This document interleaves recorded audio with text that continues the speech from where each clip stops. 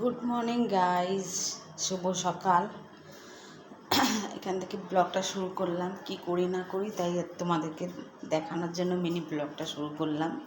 মুখ আমি ধুয়ে নিয়েছি, আর এই যে ভাতও বসিয়ে দিয়েছি। দেখো, এখন ডিম সিদ্ধ দেব। ফ্রিজ থেকে ডিম বার করে নিই, ধুয়ে নিই, আগে সিদ্ধ দেবো। আর এই যে ভাতের মধ্যে ডিম সিদ্ধ দিয়ে দিলাম। তো ধুয়েছি। বাথরুমে দেখো আমার কত টিপ রাখা রয়েছে। এই একটা টিপ পরবো বাথরুম থেকে নিয়ে।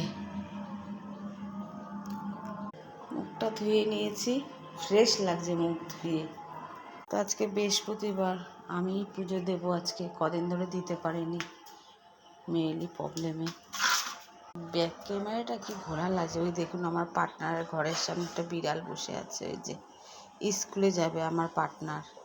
কাজ এখনো হয়নি, এই কাজ এখন শুরু করছি। ঘরের তরকারি আছে, ওই দিয়ে মেখে আর ডিম সিদ্ধ দিয়ে দেবো। আমি একটু চা খেয়ে নিই আগে, নাহলে ভালো লাগছে না। একটু চা করে নিই। ঘাড়ে এত ব্যথা হয়েছে না, কি নিয়ে যে ব্যথা হয়েছে জানি না, প্রচুর ব্যথা হয়েছে। বেল্ট বাঁধতে হবে। পনেলেসে ব্যথাটা মনে হয় বেড়েছে, বেল্টটা বেঁধে নিয়ে আসলাম। প্রচুর ব্যথা হয়েছে ঘাড়ে। এই চা বসিয়ে দুধের শরটা আছে না, কার খেতে ভাল লাগে মনে করে জানি না, আমার খুব ভালো লাগে। বেলটা বাঁধলে না অনেক ঘেঁটিটা সোজা করে রাখতে হয় না, আর কি বিশাল অসুবিধা হচ্ছে। তো চা করার সময় তো দেখিয়েছি, চাটা খেয়েছি, সেটা আর দেখানো হয়নি।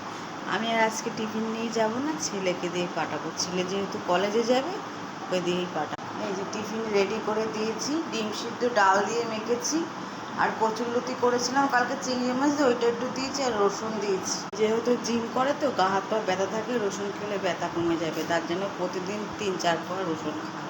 ছেলে নিয়ে যাচ্ছে ওর বাবার টিফিন, ও কলেজ যাচ্ছে, বাবাকে দিয়ে দেবে। আজকে আমার শরীরটা প্রচুর খারাপ, আজকে আর যাবো না।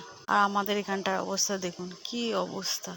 ওই গেট দিয়ে তো বেরোনোই যায় না, এত কাদা। ওখানে তো ভাসানের দিন পড়েছে ড্রেনে। ছাদে চলে আসলাম। এই জায়গাটা এখন টপ উপরে উঠিয়ে দিয়েছি না, অনেক ফাঁকা হয়ে গেছে।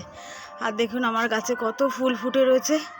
আর বৃষ্টিতে ছবেদা দেখি নিচে পেকে পড়ে রয়েছে। যখন টিভি দেখি একটাও ছবেদা নাই। তো ভিডিওটা ভালো লাগলে কমেন্ট, শেয়ার, লাইক করবেন।